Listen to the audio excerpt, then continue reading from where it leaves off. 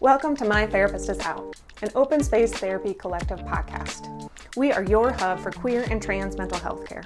Each episode, we will speak with one of our therapists or collective members and chat about a mental health topic using a queer lens. And I am your host, Renee Johnson, licensed professional clinical counselor, art therapist, and founder of Open Space Therapy Collective.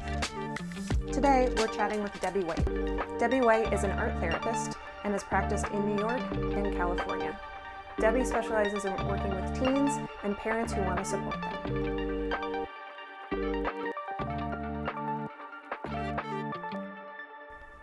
As we dive into today's topic, please keep in mind that this is a mental health podcast and we will talk about sensitive issues. If you would like to be informed of any trigger warnings, please read the podcast description. Welcome to an Open Space Therapy Collective podcast. We're so glad you're here today. I am Renee Johnson and I'm Debbie. And today we are talking about stalking. We had a few TikTok videos that you and Kristen did for Stalking Awareness Month. And we've gotten a lot of questions and good feedback about that. So we thought we'd do a little deeper dive today. Deeper dive. Maybe if you have additional questions, you can let us know and we'll touch on it again. Seems to be a very important topic. It is. Yeah. And unfortunately, it happens way too often. Absolutely. Don't have the statistic numbers for you, but trust and believe it's like every day, every minute, there is something is happening, and it always surrounds stalking. Yeah. So let's set the baseline. What are behaviors of stalking? Okay, so behaviors of stalking. My handy little assistant here. When you get repeated phone calls to your phone, including hang-ups, at all hours, odd times of the day, that's usually the person is trying to figure out when you're home or trying to find out your whereabouts. They follow you and show up wherever you are. You know this cute thing that we do when we go to restaurants, we're all like checking in? Save that for when you leave. Check in after you leave. Because if you check in when you just get there, if you do have someone stalking now and they're following you on social media, they will show up and stalk you at that location. And it kind of takes away from the fun, but at the same time, it's also good practice, right? Just enjoy the moment with your peeps, and you can always check in that you went there after the fact, even the next day. It doesn't have to be the same day. They send you unwanted gifts, letters, texts, or emails. Just unwanted, especially if you say, can you stop? And they just keep doing it. They may damage your home, your car, or other property because you made them mad. Monitor your phone calls or computer use, possibly through spyware. So you know, like the whole Apple tag, that's another thing that's being misused for stalking and human trafficking, which we can touch upon. That's a different episode. So they use those technologies to just know where your whereabouts are. If you've ever shared your location with this person, even if you stopped, who knows if they had access to hacking into your phone. I know it's kind of scary to think about all this stuff, but the more aware we are, the better. They threaten to hurt you, your family, your friends, your pets. They perform other actions that control or track or frighten you. Also, following you on social media, like you've never given them any information and they were able to find you on social media, or they're constantly asking you questions about, well, who's so-and-so, because they've looked through all your photos and they want to know who you're with, and just an obsessive nature about them. And if you are being stalked, be careful of what the stalker is capable of doing. Take all threats seriously. Share, talk with family and friends. Don't keep this information to yourself, especially if you have a picture of the person that's stalking you. Share that so that people can be aware.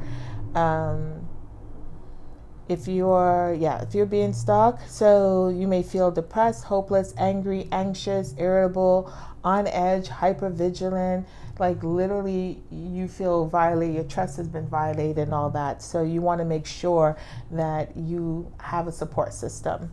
I mean, I think that's a really important one to highlight, because a lot of stalking can be really vague, and it can be like, oh, this is just kind of weird, or oh, I don't really like this, or like or we whatever. excuse it all.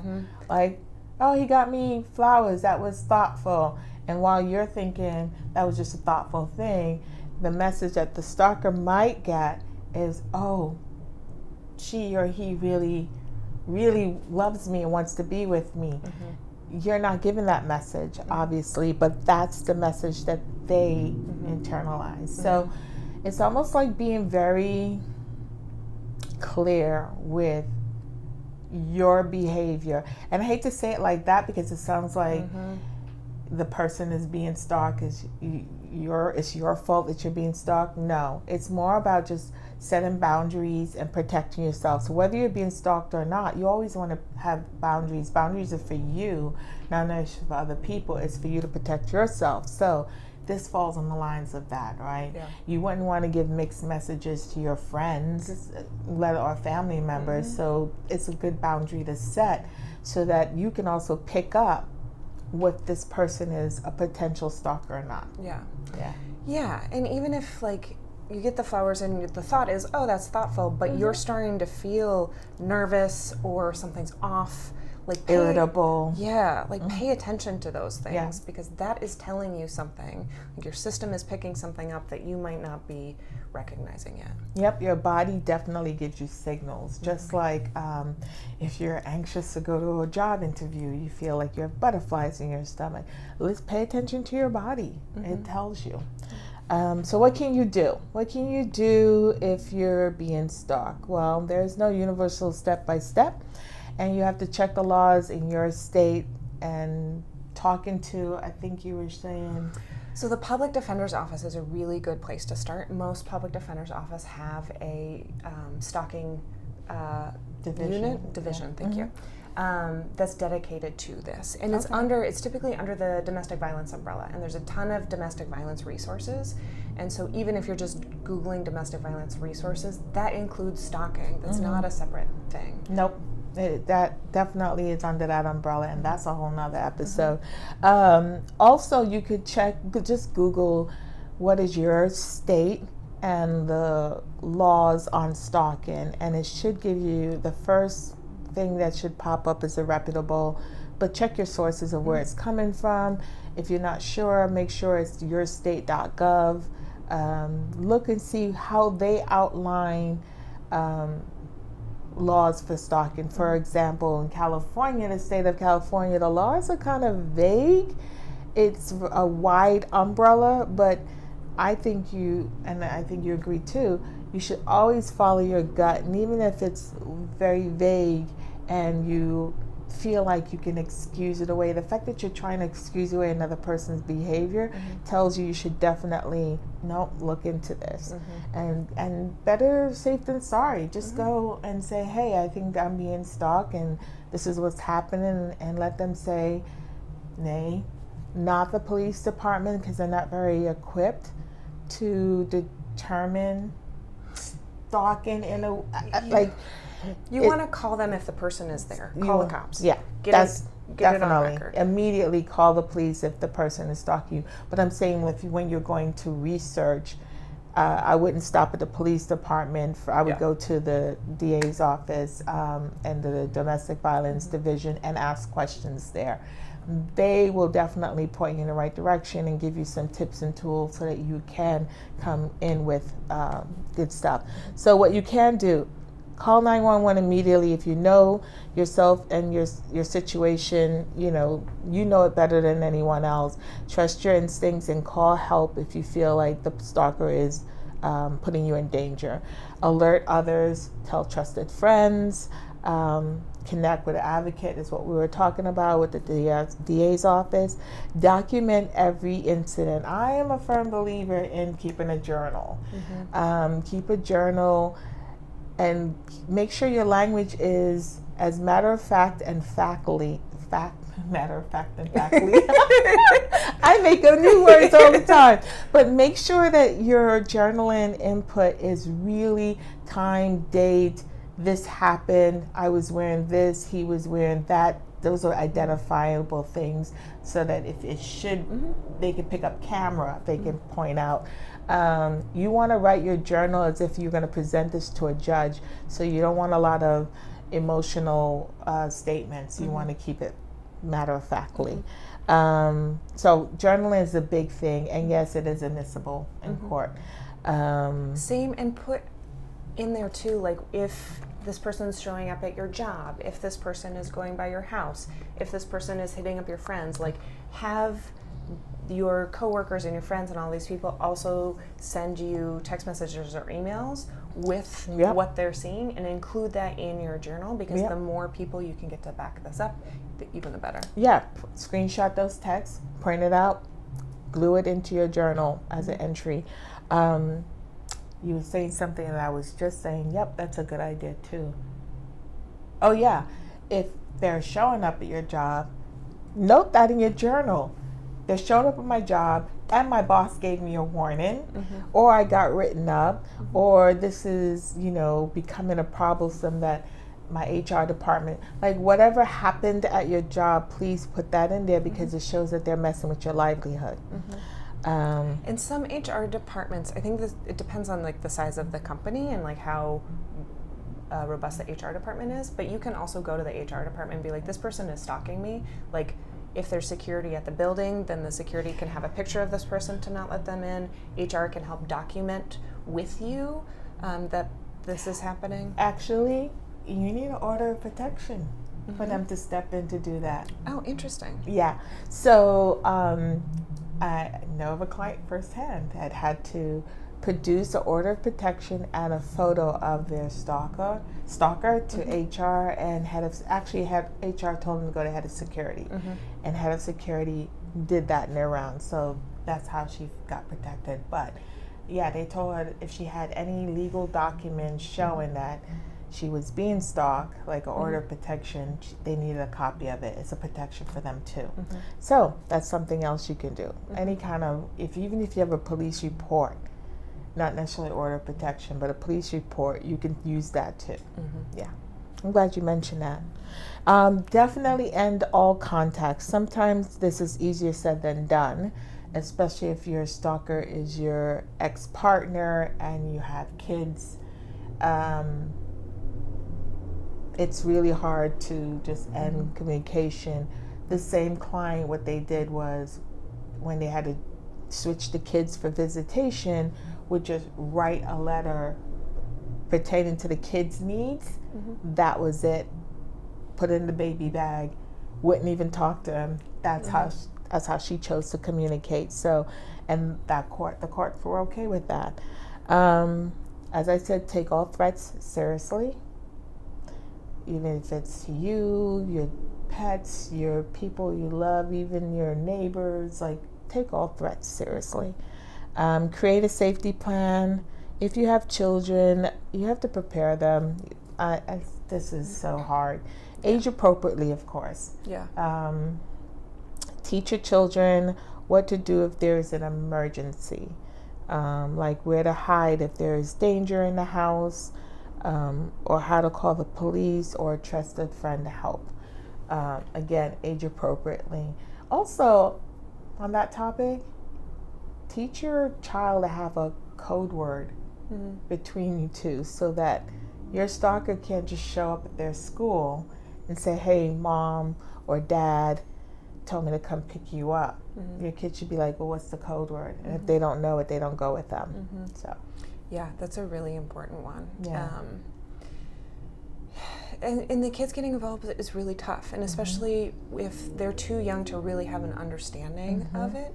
Like if it's an ex-partner, or even if it's a partner you currently have that you're realizing is stalking you and you're trying to figure out how to move away from it, like really, if it's a 6-year-old or a 10-year-old, being able to say like, hey, so-and-so is not our friend right now, and they might be a little confused about that. So Yep. if this person tries to XYZ, you just let me know. Or, the safety family has this code word, or, Yeah, definitely age appropriate. If you have 2 kids and one is older, talk to the older one and then come up with some kind of way to not scare the younger one. But, it almost feels like the older one is now like, I'm helping mom or dad in protecting a family. I hate to say it like that, because then the child can be parentified and too early. It's just a messy situation. But you also want to shield them if the stalker enters your home and is threatening you. You want your kids to be safe. So teaching them where to hide, who to call, what to do, that's just helping them and also helping yourself. So what can I say? So you can learn more.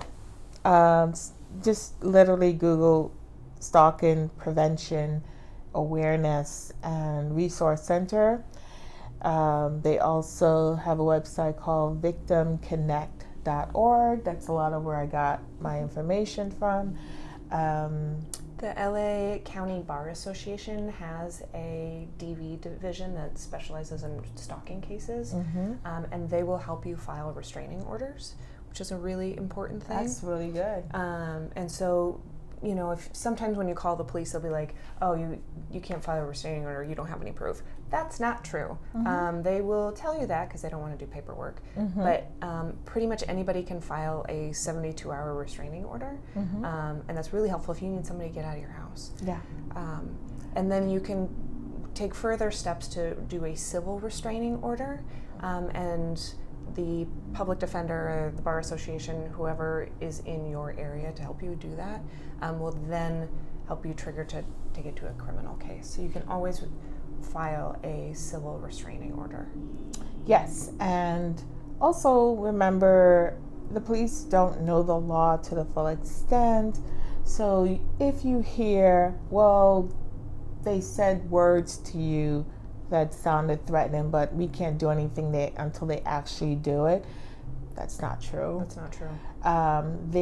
This police officer may not be aware that that's not true, because that's what they're trained. They have their own training. So, not talking bad about police or anything like that. Still call them if you are in danger. Just know that if you hear that, then that should be the light bulb to say, let me go to the district attorney's office, to their domestic violence division, and ask questions there. Yeah. I'll talk bad about police. I mean, I will too. But if you need them in a situation with this, just call them, because they are civil servants. Yeah. And that's what they're supposed to do, is come and tend to you and take your fears and your concerns seriously. And if they don't, add that to what you're documenting. And get their badge number.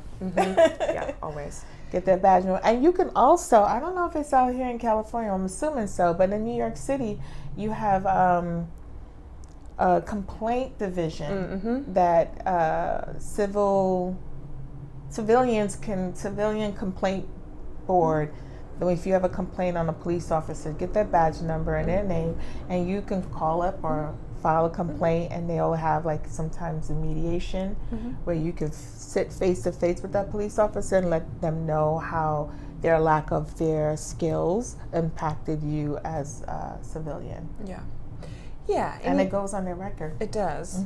You don't always have to sit down with them. That would be more than I want to do. No, I mean, it's up to you. They ask you. Yeah, but it is a good thing to do, especially for stuff like this. If they give you misinformation, you call them, you want to move forward with a restraining order, you want assistance, and they're not going to do anything, great, get their badge number and put it on their record, because if the more of those they get, the more training they'll be forced to do, and the more they'll take it seriously next time. We hope. Yeah. What about if it's not in person? What if it's cyber stalking? How does that show up differently? Because this also can go kind of hand in hand with catfishing, which is also a different podcast, but there's a big overlap in here where they might not physically be next to you ever, but they may be cyber stalking you. Well, those are going to come up in conversations, right? They may say to you, no, I know what you did, or ask you, what did you do last weekend? You're like, oh, nothing great. Oh yeah, that party you went to? Mm-hmm. Like, that's a clue that they're stalking your social media. And that's what you should journal about. Hey, it's making me, or even say to them, it makes me a little uncomfortable that you're stalking my social media. Mm-hmm. And if they don't care, you got a stalker on your hands. You might want to be. So that's when I'm a big fan, of journaling a lot. Exactly what happened. Yeah, and sometimes, don't be afraid to use really strong language. Be like, stop contacting me. I'm not interested in anything you have to say. Yeah. Get the away from me. Yeah. And literally, what are your deal breakers in dealing with people? If people are too intrusive in your personal life, even though you put it on social media, they can still be intrusive. And if they're intrusive, that's like, nope, that's a no-go for me. I'm not, I'm not standing for that. And again, it falls in lines with boundaries, setting healthy boundaries for yourself, which is another episode. Yeah. We have a lot to talk about. I feel like every time we record together, we come up with a list of like 10 more episodes that we need to do. Exactly. Yeah, I'll just keep us going. But yeah. I mean, cyber stalking can, especially if it's somebody who's really tech savvy, like they can get into your bank accounts, they can get into your passwords, they can put trackers on your key logs. All the questions that they ask you literally are giving them clues to what passwords you could be using, because unfortunately a lot of us just use common passwords. Don't do that. Use one of the password generator things, like Google has it built in. Or try to get clever on your own, just changing the letters. No. Google generate passwords the way to go. Okay, I'll be changing all my passwords soon. Okay, that was a giggle moment. We're laughing, but it's serious. Like, these are things that you need to take in consideration. Oh, better yet, since you mentioned online, those quizzes? They're like, what's your character, or like, they'll ask you to pick the first letter of your name and a number so you can get your, goddess name or whatever. Those are all set up to figure out things about you, to learn your passwords. Especially when they ask, what did you eat last night? Like, it gives a lot of clues away. And unfortunately, we're all on the internet, and all of our information, Google yourself sometimes, that will also tell you what's out there. That's what do we do about that? Besides journaling, you're screenshotting text messages. You can even screenshot your notification if this person is liking all your stuff. Like, what is it called? Spam likes. Take a screenshot of that to show, like, they're just all over your site all the time. That with the text messages, the freaking phone calls, just get in the habit of screenshotting and printing stuff out. Yeah. So we had a request to discuss the characteristics of a stalker, but I'm actually pretty apprehensive to do that, because people are so different and so varied that it's not like a CSI show where they're all like this slimy dude. No, this is not forensic files where we can give you a profile of what a stalker is, because we all know all those shows, even profilers will tell you it's changed over the years. And one time, for example, they only listed white men over a certain age as serial killers, and that's not true anymore. We have serial killers walking in every ethnicity. So I'm with you. I definitely wouldn't look for this, because it could be somebody you would never think. And it's also like, some people go into it with malicious intent, and like they want to do harm, and that's their jam. And some people are really delusional and think that you like them. And some people just think that that's how you have a relationship with somebody. And so it varies so much, and stalking varies so much, which is part of why the laws are so vague. It's so that you can say, like, this person did these things that are harassing me, and it kept happening, and it makes me scared, it makes me feel uncomfortable. That's enough to put it in to move forward with a case. Right. I noticed I didn't say one gender over the other. It could be anyone. It could be he, she, they, them, whatever pronouns they use. It's just a human being that is slightly out of touch with the communication of, and I'm not giving stalkers an excuse, but if we look at it this way, as a human being that is out of touch and they're doing something that's making you feel uncomfortable, then we need to take steps accordingly. And that takes the profiling out of your mindset altogether.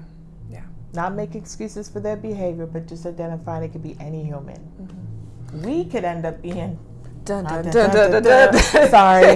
we're not making fun of stalking, but we have to, it's a serious topic and we have to interject some humor. So we mentioned some resources through this.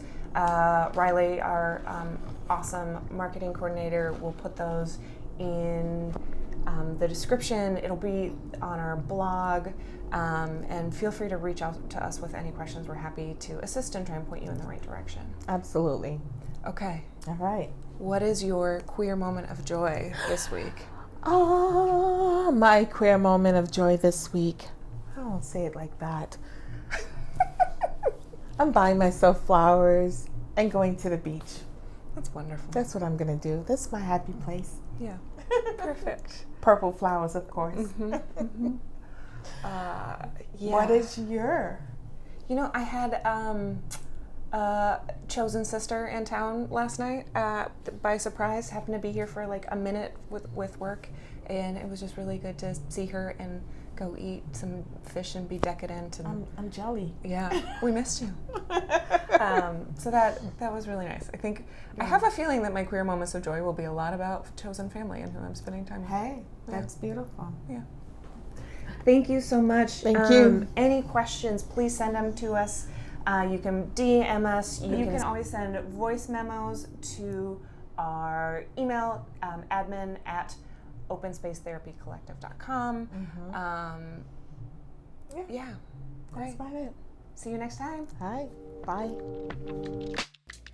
Thanks for joining us. If you're in California looking for a therapist, visit our website at openspacetherapycollective.com and book a free intro call with one of our therapists to see if we're the right fit for you.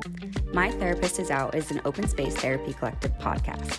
Our therapists are Kristen Crow, Debbie Whyte, Jenny Nigro, Tara Friedman, and Renee Johnson. Our admin and communications coordinator is Riley Andresen.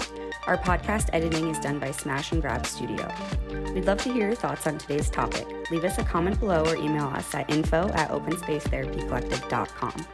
You can find us on TikTok at Open Space Therapy and on YouTube and Instagram at Open Space Therapy Collective. If you're enjoying My Therapist is Out, please rate, comment, and subscribe to us on Apple Podcasts, Spotify, and our YouTube channel. Thanks for listening.